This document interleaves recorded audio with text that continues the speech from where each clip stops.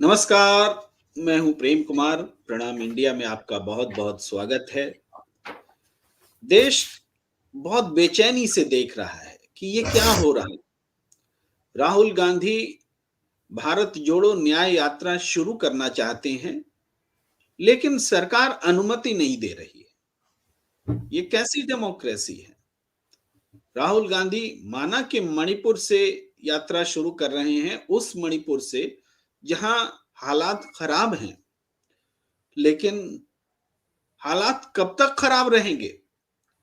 8 महीने हो गए, आज तक सरकार क्या इस स्थिति में नहीं है कि वहां एक राजनीतिक यात्रा को शुरू करा सके? तो ऐसे में सरकार है ही क्यों? वैसे समय में जब मणिपुर कोई जाना नहीं चाह रहा था, राहुल गांधी ने मणिपुर का रुख किया था और तब मणिपुर देश की मीडिया की सुर्खियों में आया, दुनिया की सुर्खियों में आया, संसद में मुद्दा बना और जनता के बीच लोगों को मालूम हुआ कि कैसे दो समुदाय जानी दुश्मन बने हुए हैं। सरकार एक समुदाय के साथ खड़ी है और दूसरे भागे-भागे फिर रहे हैं, मारे-मारे फिर रहे हैं। महिलाओं का नग्न परेड भी हुआ, उस पर समाज बहुत उद्वेलित हुआ। एक तस्वीर ने उद्वेलित कर दिया, लेकिन न जाने कितनी तस्वीरें मणिपुर में ऐसी रही बनी जिसकी चर्चा नहीं हुई। अब राहुल गांधी मणिपुर से भारत जोड़ो न्याय यात्रा शुरू कर रहे हैं, तो उसमें तमाम मुद्दे हैं, सिर्फ मणिपुर का मुद्दा नहीं है। न्याय का मतलब हर क्षेत्र में न्याय। लेकिन क्या मोदी सरकार राहुल गांधी से डर गई है? क्या नरेंद्र मोदी राहुल गांधी से डर गए हैं? क्या भारत जोड़ो यात्रा के बाद जिस तरीके से कांग्रेस उठ खड़ी हुई, उससे बीजेपी को सियासी रूप में डर लगता है? इन्हीं विषयों पर बातचीत करने के लिए हमारे साथ देश की जाने मानी राजनीतिक विश्लेषक मीनू जैन जी जुड़ चुकी हैं। मीनू जैन जी, आपका बहुत बहुत स्वागत है प्रणाम इंडिया में। मीनू जी, बहुत लोगों को चिंता हो रही है, बहुत बड़ा सवाल है कि क्या हम इस देश में राजनीतिक यात्रा करने की भी स्थिति में नहीं है? देश में की आंतरिक स्थिति क्या इतनी खराब हो गई है कि राजनीतिक यात्रा नहीं की जा सकती? इसके राजनीतिक कारण है या ये कानून व्यवस्था का मामला है? फौरी तौर पर आप क्या देख रही हैं? जी, फौरी तौर पर तो ये राजनीतिक मामला लगता है और राजनीतिक किसी दुर्भावना से ही प्रेरित है ये जो उन्होंने इनकार किया है कि हम आपको अनुमति नहीं दे सकते।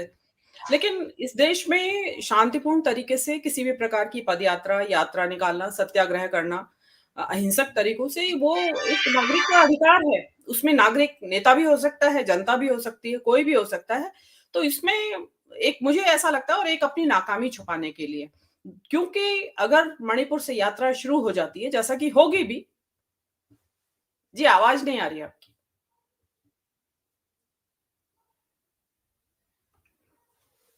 आवाज़ आवाज़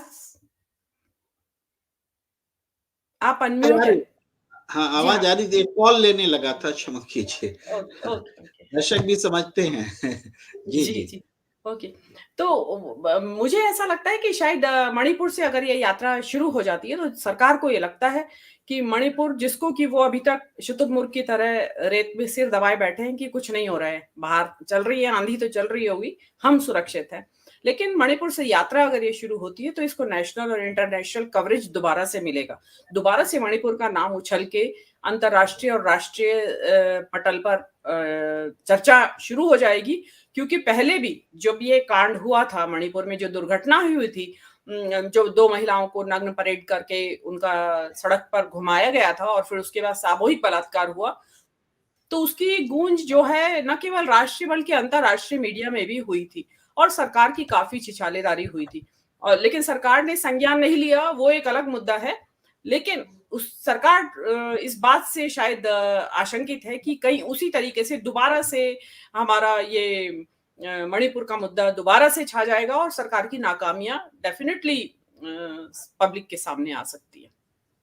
इसलिए जी, उन्हों जी, ये एक चिंता तो सरकार को लग रही है कि राजनीतिक रूप से ये कानून व्यवस्था का सिर्फ मसला नहीं है। हालांकि नरेंद्र मोदी जी ने कहा था, आपको याद होगा, कि हर प्रदेश को अपनी अपनी प्रदेश में कानून व्यवस्था को देखना चाहिए। इससे ऐसा संदेश गया था मानो कि मणिपुर का मुद्दा भी कानून व्यवस्था का मुद्दा है। लेकिन मणिपुर के का मामला डबल इंजन की सरकार के फेल होने का मामला था। वो मुद्दा एक महिलाओं के नग्न परेड होने का नहीं था, वो मामला पूरे समाज के नग्न परेड होने का था, डबल इंजन सरकार के नग्न परेड होने का मुद्दा था। सिर्फ महिला पर अत्याचार का भी मुद्दा नहीं था, एक समुदाय का दूसरे समुदाय के प्रति वैमनस्य का, और इस हद तक वैमनस्य का कि एक महिला का एक तरह से युद्ध में इस्तेमाल हो रहा हो दो समुदायों के बीच, वो मामला था। तो इसको देखते हुए राहुल गांधी ने इस मुद्दे को बड़े फलक पर उठाया। और अब जो भारत जोड़ो यात्रा शुरू हो रही है, भारत जोड़ो न्याय यात्रा, जो दूसरी यात्रा है, क्या 2024 का जो चुनाव अब बस नजदीक है, चुनाव की घोषणा होने में 3 महीने से भी ज्यादा कम समय रह गया है, तो क्या राहुल गांधी की इस यात्रा को 2024 के आम चुनाव से देख रही है बीजेपी, और इसलिए डर लग रहा है? जी, निस्संदेह। देखिए, जो पहली भारत जोड़ो यात्रा हुई थी, उसके अनुभव से बीजेपी को समझ में आ गया है कि इसको हल्के में नहीं लेना है। जैसा कि उन्होंने पहली भारत जोड़ो यात्रा के विषय में किया था, कि उसको हल्के में लिया गया था, मज़ाक में उड़ा दिया गया था कि वापस चले जाएँगे, घूमने चले जाएँगे, छोड़ देंगे यात्रा बीच में। ऐसा कुछ हुआ नहीं और सक्सेसफुली वो अंत तक अपना शानदार तरीके से यात्रा समाप्त हुई।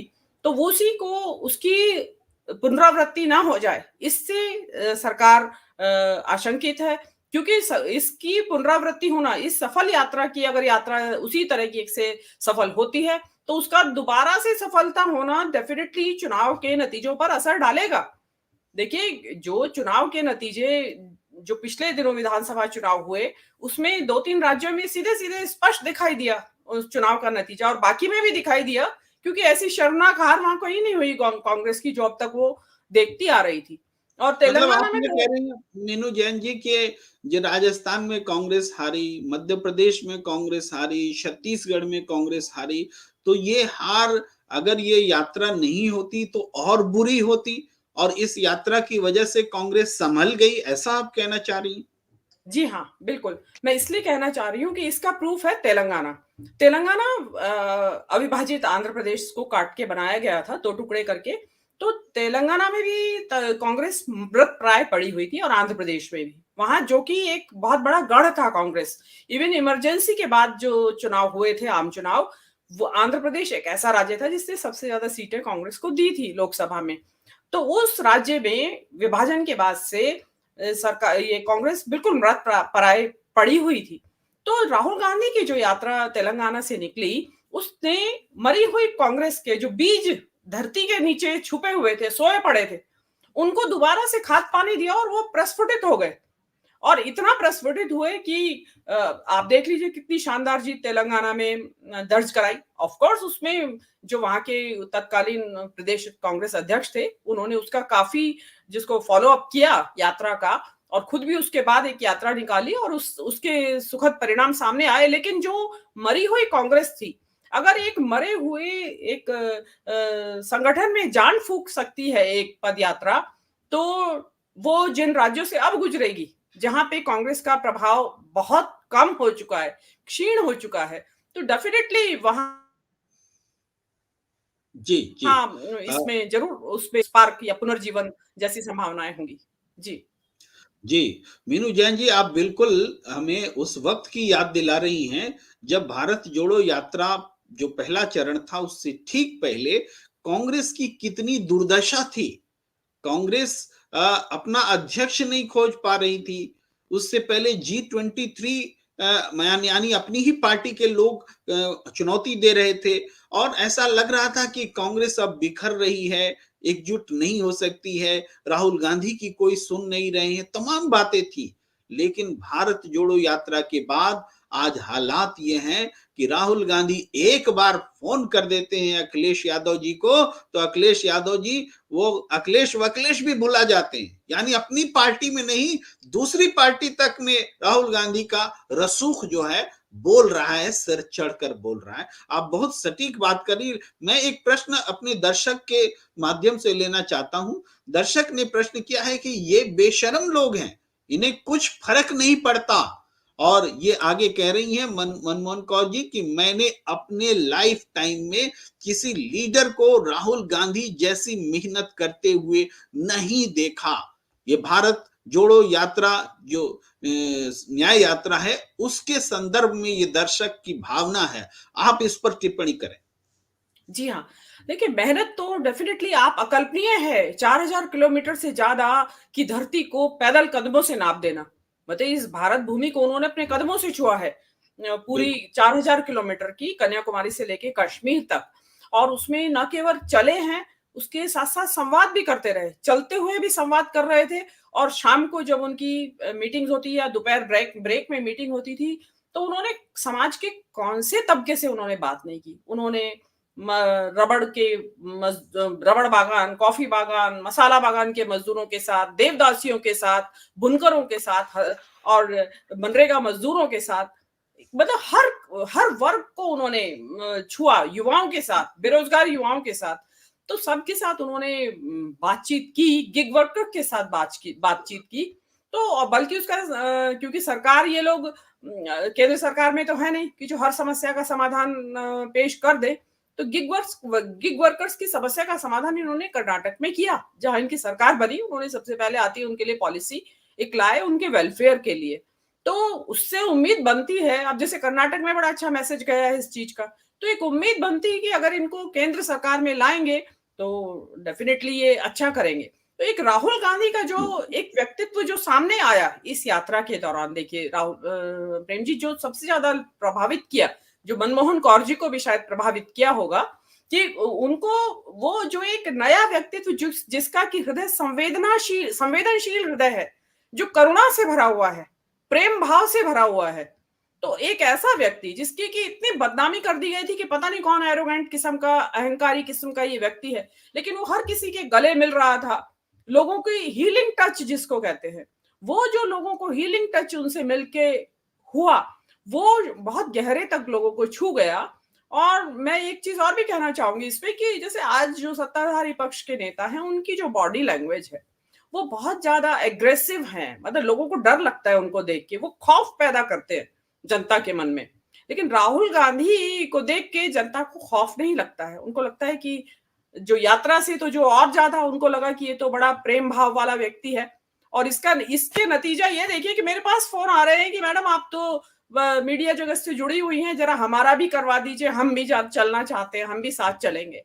तो लोग वो ही चाहते हैं कि हम रिपीट करें, हम भी उस इतिहास का एक हिस्सा बने।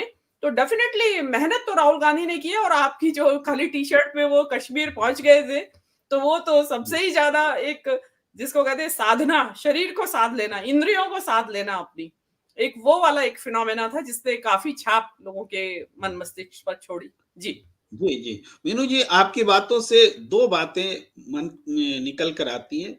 एक, आपने हीलिंग टच की बात की। हीलिंग टच निश्चित रूप से आम आवाम के लिए राहुल गांधी के जो व्यक्तित्व से है वो मिलता है, उनके आचार व्यवहार से मिलता है। लेकिन क्या ये हीलिंग टच राजनीतिक फलक पर पूरे विपक्ष के लिए भी लेकर आ गए हैं राहुल गांधी? एक प्रश्न ये है। और दूसरा प्रश्न ये कि साथ से पहले इस प्रश्न का आप उत्तर दे दीजिए, फिर मैं दूसरा प्रश्न भी करता हूं। जी जी हाँ, जी बिल्कुल। देखिए जो राहुल गांधी, एक तो होता है पदयात्रा करना कि आप सीधे सीधे बस चलते चले जा रहे हैं, लेकिन उसके दौरान जो लोगों को मिलना और मतलब दिखा कोई दीनहीन या हर किसी को गले लगा लेना, वो एक डेफिनेटली एक आजकल तो एक चल भी रहा है कि हग जो होता है कि आई एम गिविंग हग्स, कि लोगों को इतने डिप्राइव्ड हैं ह्यूमन टच से लोग, मतलब मानव स्पर्श से, कि कोई भी अगर गले लगा ले तो उसी से सुकून का एहसास होता है।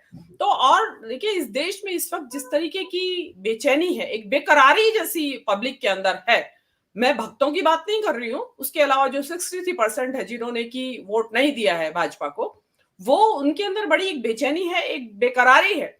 तो उसको एक एड्रेस करने वाला व्यक्ति चाहिए जो उनको न केवल छुए, उनके दिल को छुए, उनके मन की बात पूछे तो सही, सॉल्यूशन ना दे, लेकिन मन की बात तो कर, हमसे सुन ले कि हम क्या कहना चाहते हैं, ना कि अपने मन की बात सुनाए। और आपने देखा होगा वहां राहुल गांधी अपने मन की बात नहीं सुना रहे थे, सुन ज्यादा रहे थे। तो ये अदर नेताओं को भी इसको फॉलो करना पड़ेगा विपक्ष के। इसकी एक चीज मैं कह देना चाहती हूँ कि कल जो केसी त्यागी बोल रहे थे एक इंटरव्यू में, उन्होंने कहा कि सबको लेके चलना चाहिए था इंडिया गठबंधन के लोगों को। तो उनको लगता है कि ये तो बड़ी प्रभाव उत्पादक एक एक्सरसाइज है, पदयात्रा और इस तरीके से लोगों से मिलना, तो क्यों ना हम सभी चलें।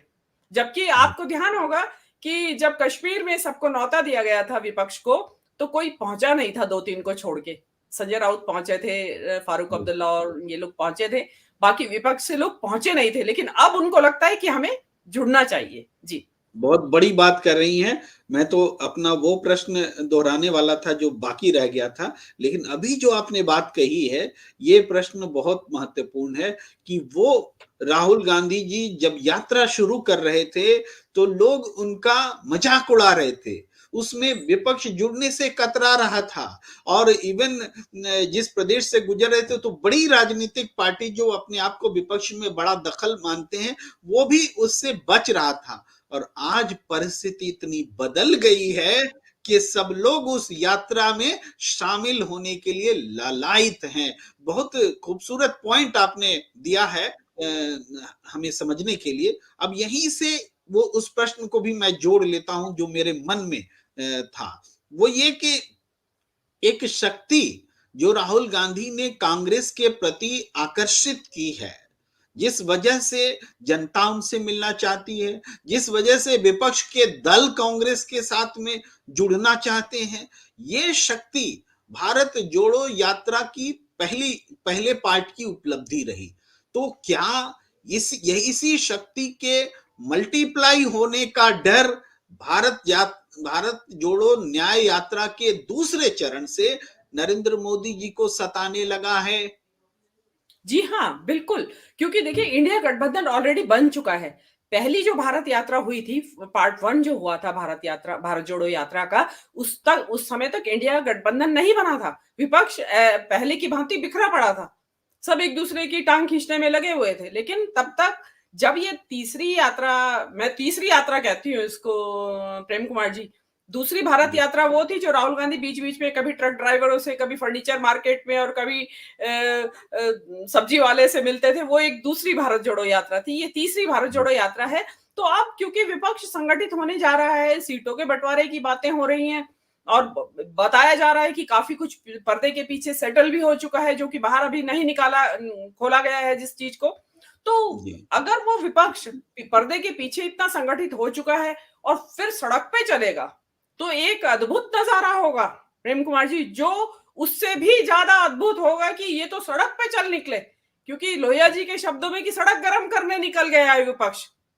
तो जब अगर विपक्ष सड़कों को गर्म करेगा तो फिर सत्ता आवारा नहीं हो सकती। जी, और भी एक बात है मीनू जैन जी कि राजनीति बीते दिनों में कुछ इस तरीके से बदली कि सारे मीडिया मैनेजर्स आ गए। उन्होंने कहा कि हम जिता देंगे, यानी जिताने वाला एक मीडिया मैनेजर आ गया जो किसी भी पार्टी को जिताने का दावा करने लगा। राहुल गांधी ने उन मीडिया मैनेजर्स की जॉब्स को भी खतरे में डाला है और ये कहा है कि नहीं, पब्लिक से जुड़ करके जो राजनीति होगी उसको कोई मैनेजर नहीं कर सकता, उसको तो हमें स्वयं करना होगा। ये जो बदलाव लेकर आए हैं, ये बदलाव राजनीति में बदलाव भारतीय जनता पार्टी, आरएसएस सबको डरा रहा है। सब जब एक तरफ राम मंदिर जैसा मुद्दा है जिस पर कि माना जाता था कि बीजेपी पूरा चुनाव जीत लेगी, लेकिन इसके बावजूद विश्वास नहीं हो रहा है नरेंद्र मोदी जी को कि राम मंदिर के नाम पर वो चुनाव जीत सकते हैं, क्योंकि राहुल गांधी आपके हिसाब से तीसरी यात्रा लेकर के सामने है। जी, जी हाँ। देखिए उनका डरना स्वाभाविक है। देखिए सबसे पहली बात तो यही है कि वो भाजपा या मोदी जी, नरेंद्र मोदी जी, वो सबसे ज्यादा योग के बनते हैं कि हम हैं योग के कस्टोडियंस, हम हैं इसके रखवाले और प्रचारक और प्रसारक, हमने स्थापित किया इसको अंतरराष्ट्रीय पटल पर। लेकिन उनके पास एक भी ऐसा नेता नहीं है जो योग की वजह से इतने सक्षम शरीर वाला हो कि जो 4000 किलोमीटर पैदल चल सके। अभी भी इस 6000 किलोमीटर की यात्रा में करीब 1500 किलोमीटर होगा पैदल यात्रा, 8-10 किलोमीटर डेली है। तो वो चीज राहुल गांधी ने उन सारे योगियों तथाकथित योग के साधकों को पछाड़ते हुए अद्भुत योग शक्ति का प्रदर्शन किया है। योग का मतलब यही है कि मन और तन का योग होना, उसी को योग कहा जाता है। तो वो चीज ये कांग्रेस का सौभाग्य भी था कि शारीरिक रूप से कितने सक्षम नेता जो था। देखिए, बौद्धिक रूप से और मानसिक रूप से सक्षम नेता हर एक दल में होते हैं, लेकिन शारीरिक रूप से भी चल पाना कि साथ में वो चले और न केवल चले, लोगों को जोड़ता चले। तो वो चीज जो राहुल गांधी ने की, तो उससे जो है एक सोने में सुहागा हो गया कि एक तो जनता से जुड़ रहे हैं, ऊपर से पैदल चल रहे हैं, लोग उससे भी प्रभावित हुए जा रहे हैं। तो वो चीज मैं ये समझती हूँ कि इसका काट निकालना भाजपा के लिए बड़ा मुश्किल काम है। और मैं तो विपक्षी दलों में भी मैं सोचती हूँ कि शायद साथ चल पाना, कुछ युवा नेता उनके जरूर साथ चल पाएंगे। मुझे नहीं लगता कि जो वयोवृद्ध नेता है वो साथ चल पाए। तो शायद उनको लगता है ऐसा कि ये एक नया खतरा पैदा हो गया है। और देखिए प्रेम जी, मेरा इस बारे में कहना है इस पदयात्रा के कॉन्सेप्ट के ऊपर ही, देखिए आज का टाइम जो है ये टेक्नोलॉजी का टाइम है और इसने ह्यूमन टच को आउट कर दिया है लाइफ से। जैसे अब मैं और आप ही हैं, हम केवल दूर से ही बात हो रही है, हमें कहीं स्टूडियो में जाने की जरूरत नहीं है, किसी टीवी स्टूडियो में आमने सामने बैठने की जरूरत नहीं है। लेकिन ये बहुत चलता रहे तो इंसान जो है एक समय आने के बाद लगता है कि लोगों से मिले, बाहर निकले, जैसे कोरोना के बाद हुआ था कि एकदम से लोगों की फूट पड़ी नदी।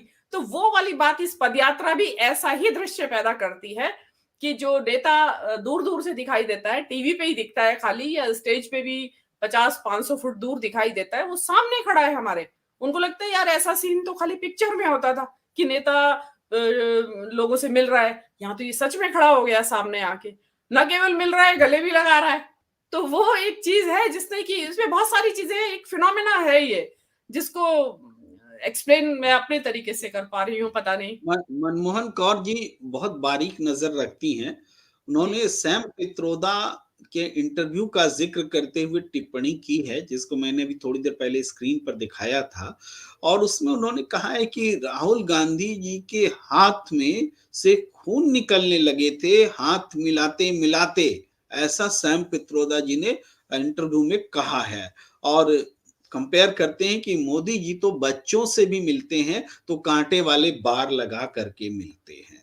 ये जो कंपैरिजन है, एक मन की बात बोल देना एक तरफा और एक मन की बात को समझने के लिए सड़क पर उतरना, ये जो फर्क है, इस फर्क को मनमोहन कौर जी भी समझ रही हैं और बता रही हैं। आपके सामने एक तरह से उद्दीपन का कार्य कर रही कि आप जो बोल रहे हैं उसको उद्दीपित होकर के और अपनी बात को रखें। जी जी जी हाँ, मैं बिल्कुल राजीव गांधी का नाम उन्होंने लिया था। मैंने राहुल गांधी पढ़ लिया, वो पुरानी बातें याद दिला रहे थे सैम पित्रोदा जी। हाँ, जी हाँ, हाँ, हाँ, हाँ, हाँ, जी।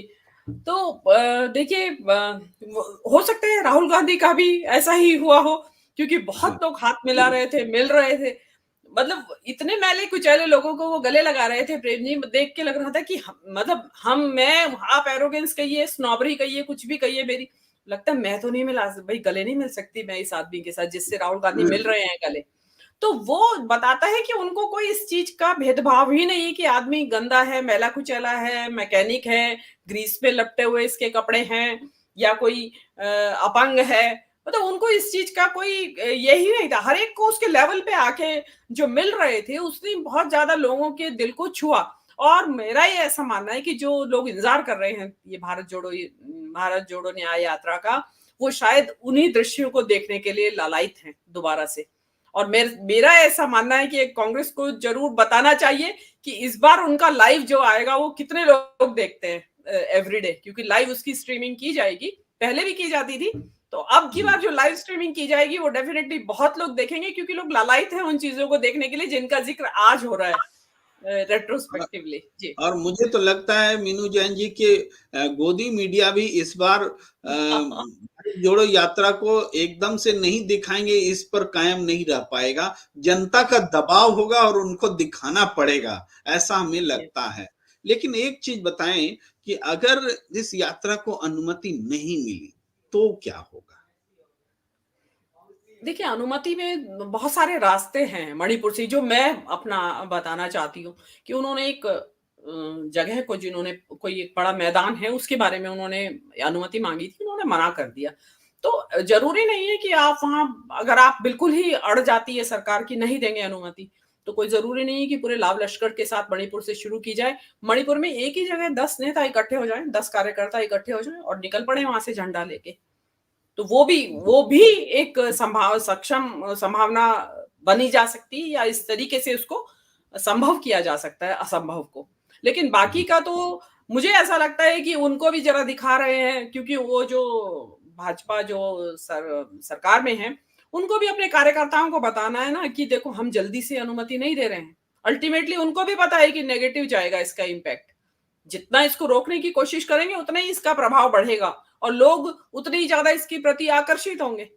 जब जी। आप भी ज़िक्र कर रहे हैं, अगर आपके चैनल पे ही ज़िक्र हो रहा है, तो और भी जगह होगा इस बात का ज़िक्र।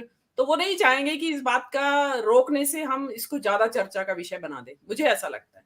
जी, मतलब भारत जोड़ो न्याय यात्रा जो है पहले, अभी शुरू होने से पहले ही अन्याय का सामना कर रही है।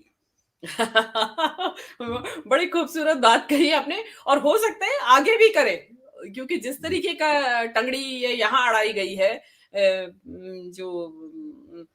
मणिपुर में, तो और जी, जगह भी हो सकता है कानून व्यवस्था का हवाला देके चलने ना दे, क्योंकि इस बार इलेक्शन सामने खड़े हैं। पिछली बार इलेक्शन सामने नहीं खड़े थे, तो उनका उनका खतरा उनको साफ साफ दिखाई दे रहा है, और 20 मार्च तक चलने वाली है यात्रा।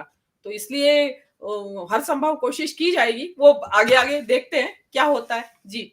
जी। ये बहुत खूबसूरत प्रश्न लेकर के आए थे इससे पहले कृष्ण कुमार जी। उन्होंने कहा कि राहुल गांधी तो मेहनत कर रहे हैं, लेकिन दूसरे नेता क्यों नहीं कर रहे हैं? हम तो तैयार हैं उसमें पार्टिसिपेट करने के लिए। जी, जी, जी, जी। देखिए, मैं कृष्ण कुमार जी से कहना चाहूँगी, उन्होंने बड़ी अच्छी बात कही है, तो वो अपने तौर पे अपना कर्तव्य निभाएँ। अगर वो चाहते हैं, उनको लगता है कि मुझे भारत या जोड़ो यात्रा का साक्षी बनना है, सहभागी बनना है, तो वो जिस भी इलाके में रहते हैं, वहाँ पे वो उसको उसमें पार्टिसिपेट करें, संभव हो साथ चलें। जो भी, जी, और जो कांग्रेस ने तो जारी की है, कुछ न्याय अयोध्या वगैरह का कुछ ऐसा जारी किया है, वहाँ अपना रजिस्ट्रेशन करा दें और आप चल सकते हैं वहाँ पे। जी। जी, जी। तो आपने इस पॉइंट को, जिस विषय पर हम बात कर रहे थे, उस विषय को बहुत स्पष्ट तरीके से समझा दिया है कि राहुल गांधी से क्यों डर गए हैं उनके अपोनेंट्स, चाहे नरेंद्र मोदी जी हों, उनकी पार्टी बीजेपी हो या एनडीए गठबंधन हो। तो हम इस चर्चा को यहीं पर विराम देने के लिए आपकी भी इजाज़त माँगते हैं, आप दर्शकों की भी इजाज़त माँगते हैं और आप सबका बहुत-बहुत आभार। और आप लोगों ने शिरकत की, प्रतिक्रियाएं दी और आपकी प्रतिक्रियाओं को हमने साथ भी लिया, चर्चा भी की और लगातार दर्शक बने हुए हैं हमारे साथ। ये बहुत अच्छी बात है, सुखद बात है। आप सबका बहुत-बहुत आभार। और अगर आपने हमारा यूट्यूब चैनल सब्सक्राइब नहीं किया है, तो कृपा कृपा करके इसको सब्सक्राइब कर लीजिए, ये फॉर्मल आग्रह भी है। और ऐसे भी अगर सब्सक्राइब करेंगे तभी हमारे और आपके बीच बातचीत का जो सिलसिला है, जो निरंतरता है, वो बना रह सकता है। तो इसी आग्रह के साथ आपसे विदा लेने का वक्त। नमस्कार, धन्यवाद।